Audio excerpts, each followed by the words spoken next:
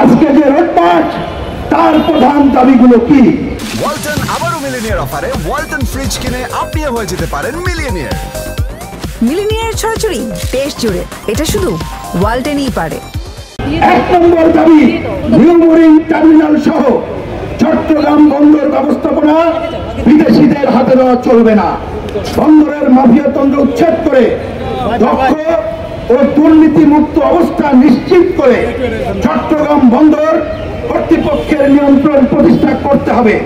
রাষ্ট্রীয় ব্যবস্থাপনায় বন্দর পরিচালনা করতে হবে। 2, রাখাইনে করিডোর দেওয়ার মধ্য দিয়ে সাম্রাজ্যবাদী প্রক্সি যুদ্ধে জড়িয়ে ফেলার ষড়যন্ত্র বন্ধ করতে হবে।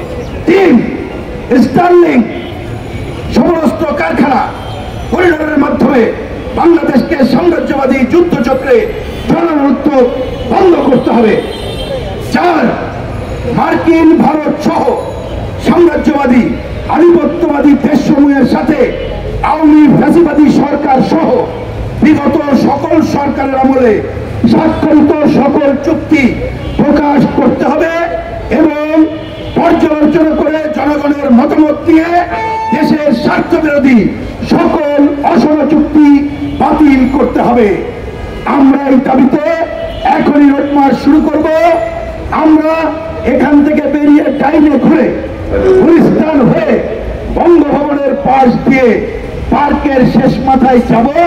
সেখান থেকে আমাদের রোড মার্চ এইটা শুরু হলো। আমরা গাড়িতে উঠবো, এরপর পথে পথে আমরা যাত্রা করে দুপুরে পৌঁছাবো চান্দিনায় এবং বিকালে টাউন হল ময়দানে কুমিল্লায় আমরা সমাবেশে মিলিত হব। আগামীকাল সকালে ফেনী থেকে আমাদের যাত্রা শুরু হবে। সকাল 9টায় ফেনী শহীদ মিনার থেকে গণমিছিল বের হবে। তারপরে পথে পথে আমরা কর্মসূচি সম্পন্ন করে চট্টগ্রামে প্রবেশ করব এবং বিকাল 5টায় চট্টগ্রাম বন্দরে ঐতিহাসিক সমাবেশের মধ্য দিয়েই আমরা শান্তিপূর্ণ রোড মার্চের কর্মসূচি শেষ করব। আমরা আশা করব বিগত সরকারের ধারাবাহিকতায় অন্তর্বর্তীকালীন সরকার বন্দরকে ইজারা দেওয়া সহ যে কাজ করতে চাইছেন তার থেকে তারা পিছু হটবেন।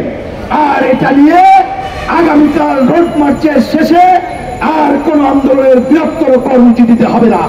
কিন্তু যদি সরকার এই দায়িত্ব পালন না করে আগামীকাল সমাপনী সমাবেশ থেকে আমরা ঘোষণা পাঠের সাথে সাথে আন্দোলনের বৃহত্তর কর্মসূচি ঘোষণা করব।